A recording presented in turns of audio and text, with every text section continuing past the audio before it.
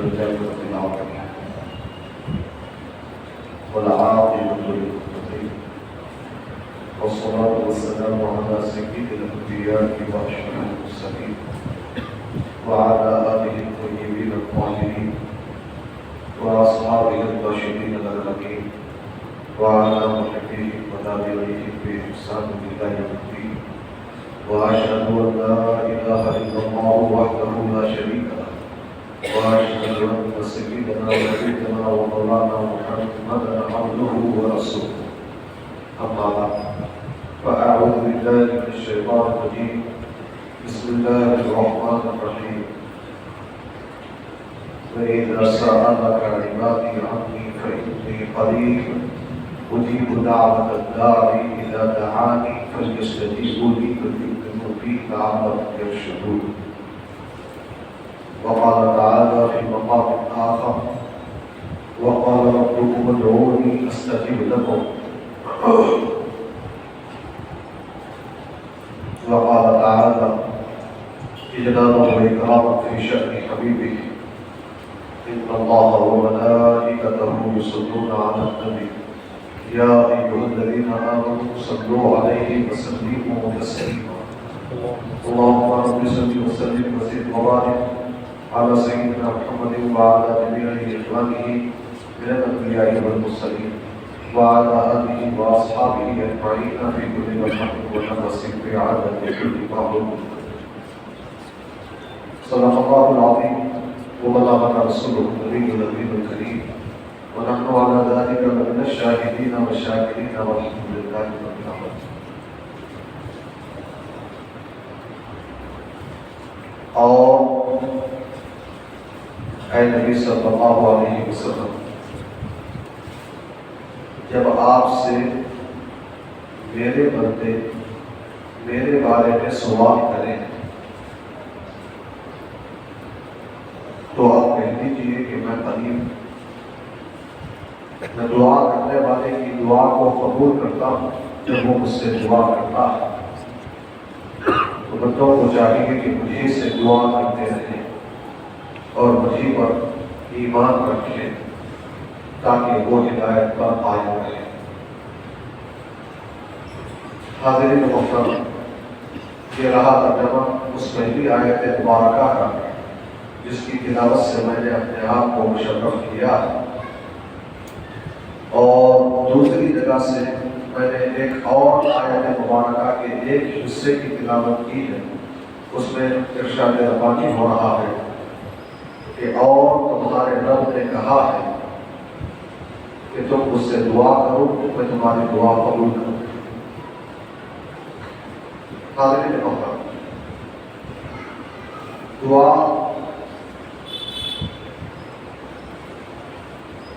حدیث پاک کی روشنی ہے، مومن کا اختیار.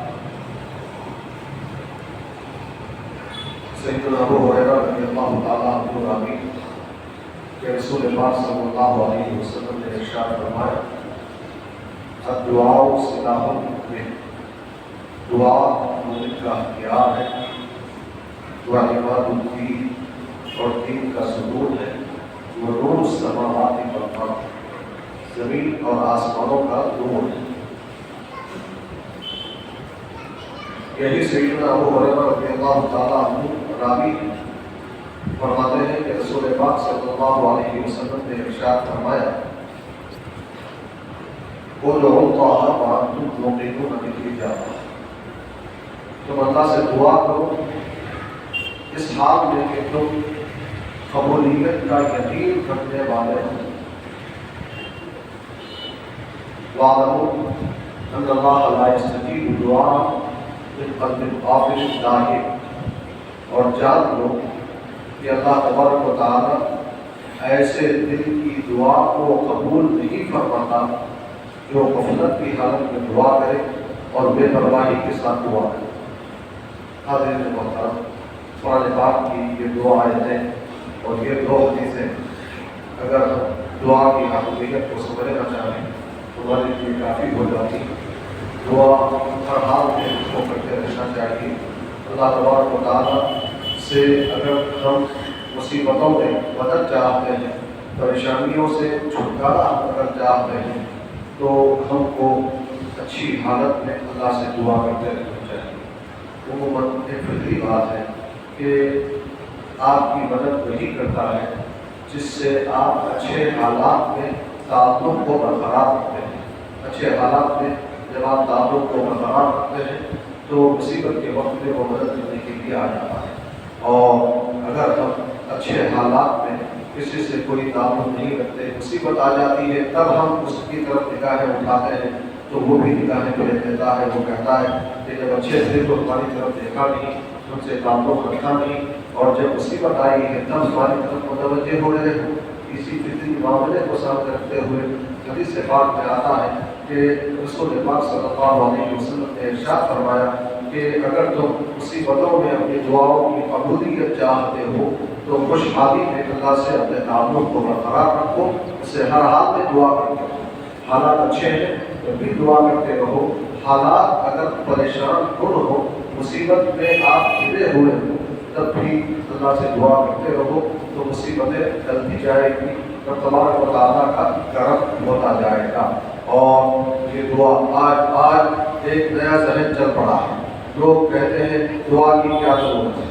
حدیث پاک میں ہے دعا هو العبادۃ، دعا ہی عبادت ہے، دعا ہی عبادت ہے۔ تو نتیجے میں ہم نماز پڑھتے ہیں، عبادت کر لیتے ہیں، تو اس کے بعد ہم کو دعا کرنے کی ضرورت نہیں، لہذا نماز کے بعد بغیر دعا کیے کہ لوگ مسجدوں سے چلے جاتے ہیں، دعا کو اہمیت نہیں دیتے۔ ہم ان سے کہنا چاہیں گے بالکل آپ انصاف کی نظر سے دیکھیں اور ٹھنڈے دل سے غور کریں، قرآن و حدیث کا مطالعہ کریں، دیکھیں کہ کیا ہمیں دعا کی تعلیم نہیں دی گئی۔ دعا کا اللہ تعالیٰ خود حکم فرما رہا ہے، اللہ فرما رہا ہے کہ اے حبیب جب آپ سے میرے بندے میرے بارے میں پوچھیں تو کہہ دو کہ میں قریب ہوں، میں دعا کرنے والے کی دعا کو قبول کرتا ہوں جب وہ مجھ سے دعا کرتا ہے تو دعا الگ سے کرتی ہے۔ عبادت ہاں یہ صحیح ہے کہ دعا بھی ایک عبادت ہے، مگر رسول پاک صلی اللہ علیہ وسلم نے یہ بھی تو ارشاد فرمایا ہے دعا خود عبادت، دعا عبادت کا مقصد ہے، دعا عبادت کا مقصد ہے۔ ہم عبادت کرتے ہیں تو اس کے بعد اس کا مقصد اگر ہم لینا چاہیں، عبادت کا اصل حصہ ہم لینا چاہیں، خالص حصہ ہم لینا چاہیں تو عبادتوں کے بعد خصوصی طور پر دعا کرنا ہے۔ یہی قرآن کریم کی ہمیں تعلیم ہے، انبیاء کرام کی یہی سنت ہے۔ قرآن کریم اٹھا کر دیکھیں، سیدنا آدم علیہ السلام سے آپ لے کر آئے، سیدنا آدم علیہ السلام جب زمین پر اتارے گئے تو آپ کو الگ زمین پر اتارا گیا، آپ کی زوجہ حضرت حوا علیہ السلام کو الگ زمین پر اتارا گیا، اور دونوں تبارک و تعالیٰ کی بارگاہ میں روتے رہے، گر گڑاتے رہے، اپنی ذلت کی معافی مانگتے رہے، دعائیں کرتے رہے، مگر دعا قبول نہیں ہوئی۔ مگر جس وقت میں آپ نے نبی آخر الزمان سیدنا محمد رسول اللہ صلی اللہ علیہ وسلم کے وسیلے سے دعا فرمائی تو رب تبارک و تعالیٰ نے حضرت آدم کی دعا کو قبول فرمایا اور فرمایا کہ اے آدم تم نے محمد کو کیسے پہچانا؟ حضرت آدم علیہ السلام نے عرض کی الہ العالمین میں نے عرش کے پایوں پہ لکھا ہوا دیکھا کہ تیرے نام کے ساتھ ان کا نام لکھا ہوا ہے، جنت میں میں نے حوروں کی جبینوں پر دیکھا کہ تیرے نام کے ساتھ ان کا نام لکھا ہوا ہے، میں نے درختوں پر جنت کے درختوں کے پتوں پر دیکھا کہ تیرے نام کے ساتھ ان کا نام لکھا ہوا ہے۔ تو میں سمجھ گیا کہ جس کا نام تیرے نام کے ساتھ لکھا ہوا ہوگا وہ تیرے چہیتے ہوں گے، تیرے پیارے ہوں گے، تیرے محبوب ہوں گے، اسی لیے میں نے ان کے وسیلے سے دعا کی ہے۔ تو اللہ تعالیٰ نے فرمایا اے آدم اگر وہ نہ ہوتے تو میں پوری دنیا ہی کو پیدا نہ کرتا، میں نے ان کے صدقے میں تمہاری دعا کو قبول کیا۔ حضرت آدم دعا کر رہے ہیں اپنی مصیبت میں، اللہ تعالیٰ دعا قبول فرما رہا ہے، کیوں؟ وہ جانتے ہیں کہ دعا سلاح المؤمن، دعا مومن کا ہتھیار ہے، مصیبتوں سے بچنے کے لیے یہ بہترین ہتھیار۔ حضرت آدم کے بعد آگے بڑھیں، حضرت نوح علیہ السلام کو دیکھیں، قرآن کریم کہتا ہے، میں قرآن کریم کی روشنی میں بات کر رہا ہوں، قرآن پر تو ہر مومن ایمان رکھتا ہے، ہر مرد چاہے وہ کسی بھی جماعت سے تعلق رکھنے والا ہو، دعا کرنے کا عقیدہ رکھنے والا ہو یا دعا کرنے کو ضروری نہ سمجھنے والا ہو، وہ بھی تو قرآن کو مانتا ہے۔ میں اس سے قرآن کی روشنی میں یہ کہنا چاہوں گا، دیکھو حضرت نوح علیہ السلام 950 سال تک مصیبت اور پریشانی کی زندگی گزارتے رہے، لوگوں کو دعوت پہ دعوت دیتے رہے، لوگ مسلسل آپ کو تکلیف دیتے رہے۔ جب تکلیفیں حد سے بڑھ گئی تو حضرت نوح علیہ السلام نے رب تبارک و تعالیٰ سے دعا کی۔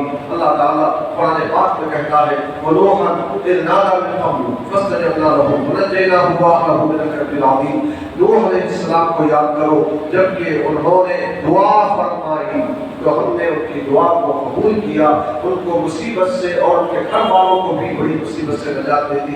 ہم نے طوفان نوح بھیجا، کشتی تیار ہو گئی، کشتی میں حضرت نوح اور ان کے ماننے والے داخل ہو گئے، جو کشتی میں سوار ہوئے وہی بچے۔ یہ کب ہوا؟ حضرت نوح علیہ السلام نے دعا کرنے کے بعد۔ تو حضرت نوح علیہ السلام نے بھی دعا کی، اللہ تبارک و تعالیٰ نے آپ کی دعا کو قبول فرما کر اس مصیبت سے آپ کو چھٹکارا عطا فرمایا۔ اور آگے آئے سیدنا ابراہیم علیہ السلام کی سنت بھی دعا کرنا ہے۔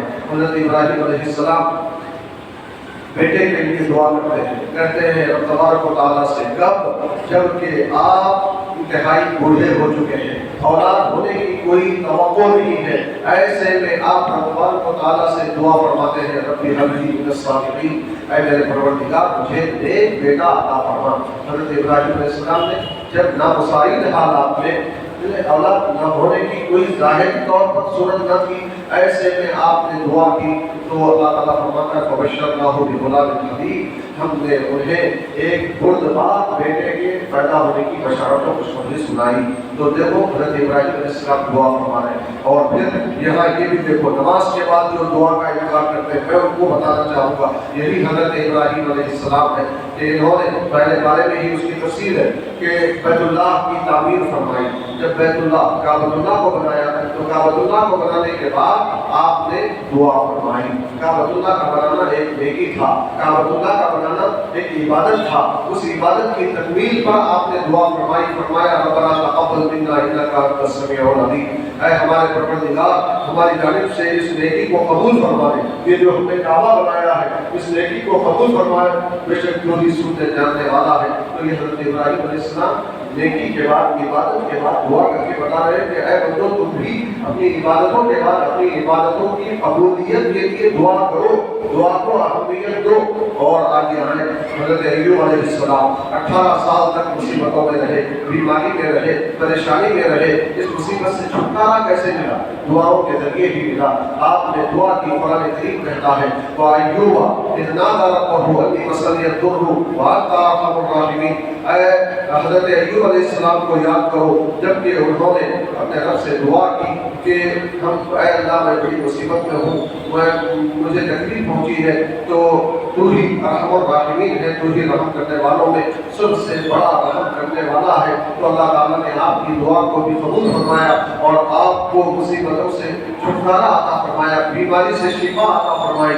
اور پھر آگے آؤ حضرت یونس علیہ السلام مچھلی کے پیٹ میں چلے گئے، مچھلی کے پیٹ میں چلے گئے۔ اللہ تعالیٰ قرآن پاک میں کہتا ہے وَذَنُّونِ إِذْ ذَهَبَ مُغَاضِبًا فَظَنَّ أَن لَّن نَّقْدِرَ عَلَيْهِ فَنَادَىٰ فِي الظُّلُمَاتِ أَن لَّا إِلَٰهَ إِلَّا أَنتَ سُبْحَانَكَ إِنِّي كُنتُ مِنَ الظَّالِمِينَ۔ حضرت ذنون کو یاد کرو، مچھلی والوں کو یاد کرو، حضرت یونس کو یاد کرو، جب وہ قوم پر غصہ کرتے ہوئے اپنے قوم کے پاس سے نکل کے چلے گئے تھے، اللہ تعالیٰ سے انہوں نے اجازت نہیں دی تھی اور وہ یہ سمجھ رہے تھے کہ ہم ان پر تنگی نہیں کریں گے، ان پر پکڑ اور گرفت نہیں کریں گے، تو ہم نے ان کو اپنے آزمائش میں دے دیا، مچھلی کے پیٹ میں چلے گئے۔ جب مچھلی کے پیٹ میں چلے گئے 40 دن تک مچھلی کے پیٹ میں رہے، وہاں وہ دعا کرتے رہے، یہ کہہ کر دعا کرتے رہے کہ لا الہ الا انت سبحانک انی کنت من الظالمین، کہ تیرے سوا کوئی عبادت کے لائق نہیں ہے، تیری ذات پاک ہے، میں ہی ظالموں میں سے ہوں۔ جب اس طرح سے انہوں نے دعا کی تو کیا ہوا؟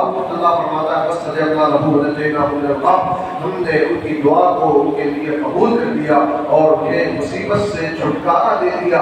وَكَذَلِكَ نُنْجِي الْمُؤْمِنِينَ، اسی طرح ہم ایمان والوں کو بھی مصیبتوں سے چھٹکارا دیتے ہیں، نجات دیتے ہیں۔ یہی آیت کریمہ ہے کہ اسی کی مناسبت سے ہمارے پاس آج بھی آیت کریمہ کا دسترخوان بچھایا جاتا ہے، لا الہ الا انت سبحانک انی کنت من الظالمین، سوالات مرتبہ پڑھا جاتا ہے، ایک اندازہ قائم کیا گیا۔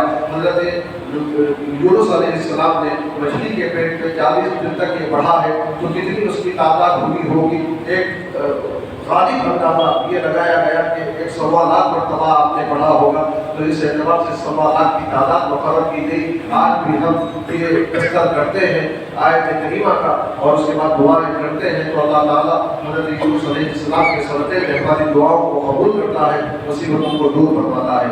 حضرت زکریا کو یاد کرو، حضرت زکریا علیہ السلام بھی رب تبارک و تعالیٰ سے بالکل بڑھاپے میں دعا کر رہے ہیں، اور ایسی بڑھاپے کی حالت ہے، قرآن کریم خود کہتا ہے وَزَكَرِيَّا اِذْ نَادَىٰ کیا ہے؟ اِذْ نَادَىٰ رَبَّهُ نِدَاءً خَفِيًّا۔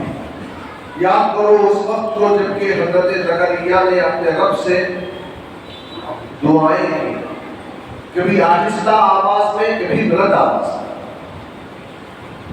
انہوں نے خود، میں تفصیلات میں لیتے ہیں، نہیں چاہتا اشارہ تو بات عرض کرتا جو انہوں نے خود اس وقت کے حالات بیان کرتے ہوئے کہا کہ میں بوڑھا ہو چکا ہوں، میرے بال سفید ہو چکے ہیں، میری ہڈیاں کمزور ہو چکی ہیں،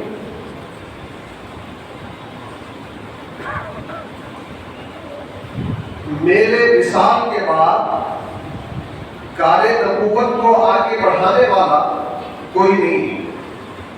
ظاہری حالات یہ ہے کہ مجھے اولاد نہیں ہو سکتی، بوڑھا ہو گیا، ہڈیاں کمزور ہو گئی، اور دوسری طرف صورت یہ ہے کہ میری بیوی 5 ہے، دونوں کی عمر 100 سال کے قریب ہے، اولاد ہونے کی ظاہری طور پر کوئی توقع نہیں۔ ان نامساعد حالات میں بھی حضرت زکریا علیہ السلام اللہ تعالیٰ سے دعا کر رہے ہیں کہ اے اللہ مجھے ایک بیٹا عطا فرما جو میرا بھی وارث ہو اور تیرے دین کا وارث ہو۔ اللہ تعالیٰ نے ان کی دعا کو قبول فرمایا، انہیں اس بڑھاپے میں بھی دعا کے صدقے میں بیٹا عطا فرمایا۔ انہی کے دعا کے کلمات قرآن کریم میں دوسری جگہ اس انداز میں بیان کیے گئے، فرمایا وَزَكَرِيَّا اِذْ نَادَىٰ رَبَّهُ فَاسْتَجَبْنَا لَهُ وَوَهَبْنَا لَهُ يَحْيَىٰ وَأَصْلَحْنَا لَهُ زَوْجَهُ۔ حضرت زکریا علیہ السلام کو یاد کرو، جبکہ انہوں نے اپنے رب سے دعا کی تو ہم نے انہیں بیٹا عطا فرمایا، ان کی بیوی کو صلاحیت والا بنا دیا۔ وہ بیوی اولاد پیدا کرنے کی صلاحیت والی نہیں تھی، حضرت زکریا خود بھی بوڑھے ہو چکے تھے، انہوں نے ان کو بھی طاقت دی، ان کو بھی طاقت دی، صلاحیت دی، نتیجے میں بیٹے پیدا ہوئے۔ اب دیکھیں پورے انبیاء کرام کی سنت میں دعا کرنا، مصیبت جب بھی آتی ہے، پریشانی جب بھی آتی ہے، انبیاء کرام کی تعداد تو بہت ہے، کس کس کی بات آپ کے سامنے رکھی جائے؟ آئیے سید الانبیاء کی بات پر ہم اپنی گفتگو کو آگے بڑھاتے ہیں۔ رسول اکرم صلی اللہ علیہ وسلم میدان بدر یاد کرو، جنگ بدر میں مٹھی بھر جانثاروں کے ساتھ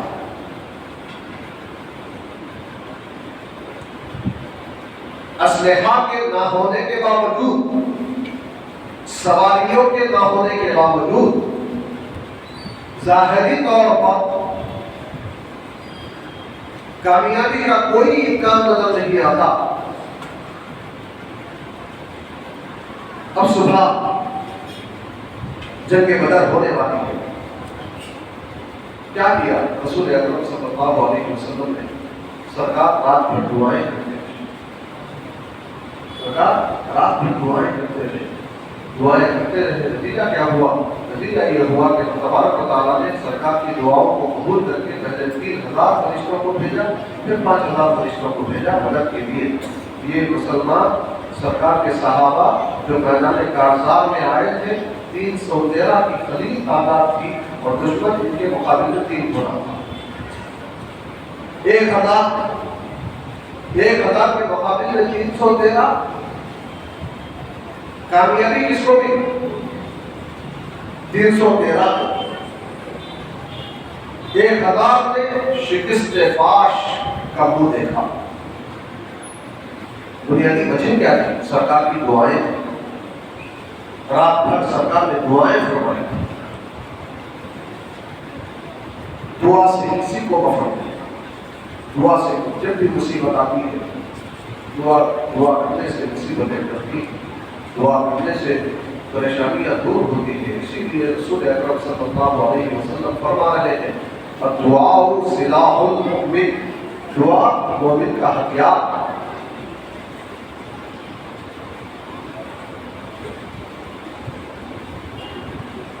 الجواب الکافی لمن سأل عن الدواء الشافی،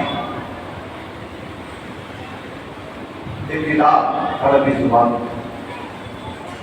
اس میں یہ واقعہ موجود ہے صحابی رسول کا. الجواب الکافی کتاب کا نام دیکھو، الجواب الکافی، کافی جواب، کفایت کرنے والا جواب. لمن سأل عن الدواء الشافی، اس شخص کے لیے جو شفا دینے والی دوا کے بارے میں سوال ہے. شفا دینے والی دوا اگر کوئی ہے تو وہ دعا ہے تو دوا بھی کام کرتی ہے. دعا ہے تو ظاہری اسباب بھی کارآمد ہوتے ہیں. دعا نہ ہو تو سب کچھ ہونے کے باوجود ناکامی کا منہ دیکھنا پڑ سکتا ہے. دعائیں بھی کامیابی ملتی ہیں. صحابی رسول کا واقعہ الجواب الکافی لمن سأل عن الدواء الشافی میں لکھا ہے کہ وہ تجارت کا سامان لے کر سفر پر جا رہے ہیں. راستے میں ایک آدمی مل گیا، چلو ایک سے دو بنے. اس نے بھی کہا کہ میری بھی منزل وہی ہے جو آپ کی ہے. دونوں مل کے ساتھ چلے. کچھ دور جانے کے بعد ساتھی مسافر نے کہا کہ بجائے ادھر سے جانے کے ہم ادھر سے چلیں گے تو یہ راستہ قریبی ہے، جلد سے جلد ہم منزل کو پہنچ جائیں. اس صحابی نے اس پہ بھروسہ کر لیا. اب دونوں چلے. بہت دور جانے کے بعد وہ راستہ ایک میدان پر ختم ہو گیا، آگے کوئی راستہ نہیں، اور میدان میں انسانی ڈھانچے بکھرے ہوئے. انہوں نے وہ دیکھ کے پوچھا کہ یہ کیا ہے؟ تو اس نے کہا کہ یہ تم جیسے بھولے بھالے لوگوں کے ڈھانچے ہیں، میں ایسے ہی لوگوں کو بہلا بھجلا کے لاتا ہوں اور یہاں لا کے ان کا مال و اسباب چھین لیتا ہوں اور انہیں ختم کر دیتا ہوں، اور تم کو بھی اسی کام کے لیے لایا. انہوں نے کہا کہ میرا پورا مال و اسباب دے دو، مجھے چھوڑ دو. تو اس نے کہا کہ اگر میں مال و اسباب دے کے تمہیں چھوڑ دوں گا تم جا کے دوسروں کو بتاؤ گے میرا کام رک جائے، اس لیے میں تم کو چھوڑنے والا نہیں، ہر حال میں تم کو ختم کرنا ہے، یہ مال و اسباب تو میرا ہی. تو انہوں نے کہا ٹھیک ہے مجھے 2 رکعت نماز پڑھنے کا موقع. تو انہوں نے کہا کیوں نہ سے پڑھ لوں، نماز کا کیا ہے. انہوں نے نماز پڑھی. نماز میں روایت میں آتا ہے کہ انہوں نے دوسری رکعت میں 20ویں پارے کے پہلے رکوع کو پڑھا اور خصوصیت کے ساتھ اس کی یہ آیت اَمَّن يُجِيبُ الْمُضْطَرَّ إِذَا دَعَاهُ وَيَكْشِفُ السُّوءَ پڑھا. کیا کوئی ہے جو مصیبت زدہ کی مصیبت کو دور کرے جب وہ اسے مصیبت میں پکارے اور وہ اس کی مصیبت کو دور کرے؟ کوئی ہے؟ وَيَجْعَلُكُمْ خُلَفَاءَ الْأَرْضِ، اور تمہیں زمین میں دوبارہ مالک اور وارث بنا دے. أَإِلَٰهٌ مَّعَ اللَّهِ، کہ اللہ کے ساتھ کوئی اور خدا ہے جو ایسا کر سکے؟ اللہ کے سوا کوئی یہ کام نہیں کر سکتا. یہ دعا پڑھی اور نماز وہ ابھی مکمل کر رہے تھے، قاعدے میں تھے کہ کیا دیکھتے ہیں کہ ایک نورانی شخص آیا اور پھر اس قاتل کا معاملہ صاف کر دیا، اس قاتل کو معاف دیا اور جانے لگے. تو انہوں نے فوری اپنی نماز کو مکمل کیا اور ان کو پکڑ لیا اور کہا کہ آپ کون ہیں اور میری مدد کے لیے کیوں آئے ہیں؟ تو انہوں نے کہا کہ میں فرشتہ ہوں، چوتھے آسمان پہ رہتا ہوں. جب تم نے یہ دعا کی اور یہ آیت پڑھی، اللہ تعالیٰ سے دعا کی بچانے کے لیے، تو آسمان کے ہر فرشتے کی یہ خواہش ہوئی کہ تمہاری مدد کو پہنچے. اللہ تعالیٰ نے مجھ پر کرم فرمایا کہ مجھے تمہاری مدد کے لیے بھیج دیا. میں نے تمہاری مدد اس آیت مبارکہ کے پڑھ کے دعا کرنے کی وجہ سے کی. یہ روایت بیان کر کے حضرت حسن رضی اللہ تعالیٰ عنہ فرماتے ہیں کہ مصیبت زدہ مصیبت میں پڑھے تب بھی اس کو مصیبت سے چھٹکارا ملتا ہے، اور اگر کوئی مصیبت میں نہ ہو پھر بھی دعا کرے یہ پڑھے تو اس کو بھی فائدہ حاصل ہوگا۔ تو دعائیں مصیبتوں سے چھٹکارا دلانے والی، دعائیں مومن کا ہتھیار ہے، مگر ایک ہی بات دعائیں ہو نہیں۔ آج مسلمان دنیا میں ہر جگہ دلیل ہو رہے ہیں، کسی ایک خاص مقام کی بات نہیں ہو رہی، ہر جگہ مسلمان پریشان اور ہر جگہ دعائیں ہو رہی، پھر مصیبت ٹلتی کیوں نہیں؟ حالات بدلتے کیوں نہیں؟ پریشانیاں دور ہوتی کیوں نہیں؟ وجہ یہی ہے کہ ہم دعا تو کر رہے ہیں مگر جس یقین کے ساتھ اسے پکارنا چاہیے اس یقین کے ساتھ نہیں پکارنا۔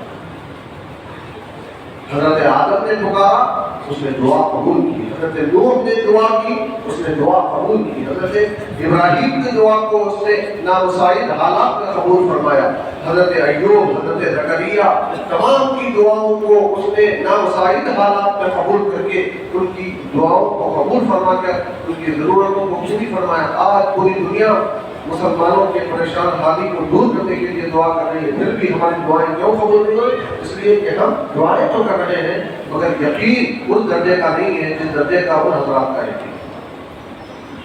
اسی لیے سرکار فرما رہے ہیں ادعوا اللہ وانتم موقنون بالاجابہ، تم اللہ سے اس حال میں دعا کرو کہ تم یقین رکھو کہ وہ دعاؤں کو قبول کرے گا۔ وَاعْلَمُوا أَنَّ اللَّهَ لَا يَسْتَجِيبُ دُعَاءً مِنْ قَلْبٍ غَافِلٍ لَاهٍ، اور جان لو، یقینی طور پر جان لو کہ اللہ تبارک و تعالیٰ ایسے دل کی دعا کو قبول نہیں فرماتا جو غفلت میں پڑا ہوا ہو اور بے پرواہی کے ساتھ دعا کرتا، بے توجہی دعا کر رہے ہیں، آمین کہہ رہے ہیں، مگر وہ توجہ وہ یقین جو حاصل ہونا چاہیے وہ ہمارے دلوں میں حاصل نہیں ہے۔ تو ہم اپنے یقین کو مضبوط کریں، پھر اللہ تعالیٰ سے دعا کریں، دیکھیں پھر کیسے حالات تبدیل ہوتے ہیں، کیسے رب تبارک و تعالیٰ کا کرم ہوتا ہے، کیسے مسلمانوں کی مصیبتیں دور ہوتی ہیں۔ دعا فرمائیں کہ الہ العالمین ہمیں تجھے پکارنے کا سلیقہ نہیں آتا، الہ العالمین ہم جس یقین کے ساتھ تجھے پکارنا چاہیے پکار نہیں پا رہے ہیں، الہ العالمین ہمارے دلوں میں یقین پیدا فرما دے، الہ العالمین مسلمانوں کی مدد فرما، الہ العالمین پریشان حالوں کی مدد فرما، الہ العالمین مظلوموں کی مدد فرما، دنیا کے ہر خطے میں ہر علاقے میں خصوصاً بیت المقدس جو مسلمانوں کا قبلہ اول ہے وہاں کے رہنے والے مسلمانوں کی مدد فرما، الہ العالمین پریشانیوں کو دور فرما، الہ العالمین کرم فرما، رحم فرما اور حالات کو بدل دے، الہ العالمین ہمیں ہر دعا میں پورے یقین کے ساتھ تجھے پکارنے کی توفیق عطا فرما، الہ العالمین ہم سبوں کو اسلام کی عزت کی صحت و عافیت کی لمبی زندگی عطا فرما، ایمان کی موت نصیب فرما، وصلی اللہ وسلم علی خیر خلقہ سیدنا محمد وآلہ وصحبہ اجمعین والحمد للہ رب العالمین۔